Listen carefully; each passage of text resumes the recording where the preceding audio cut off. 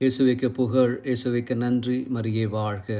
இன்று நமது இந்திய தாய் திரு அவையானது முப்பெரும் விழாவை கொண்டாடுகின்றது. நமது இந்திய தேசத்தின் 79வது சுதந்திர தினத்தையும், அன்னை மரியாளின் விண்ணேற்பு விழாவையும், கோடி அற்புதர் பதிவுநகர் புனித அந்தோனியாரின் பிறந்தநாள் விழாவையும் கொண்டாடுகின்றது.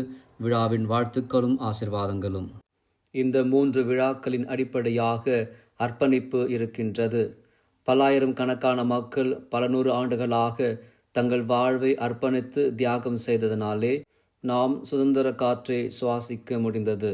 அன்னை மரியாள் இறைவனின் மீட்பு திட்டத்திற்கு தம்மை அர்ப்பணித்து இயேசுவின் முதன்மையான சீடத்தியாக வாழ்ந்ததினாலே பேருவகை அவரை ஆட்கொண்டது.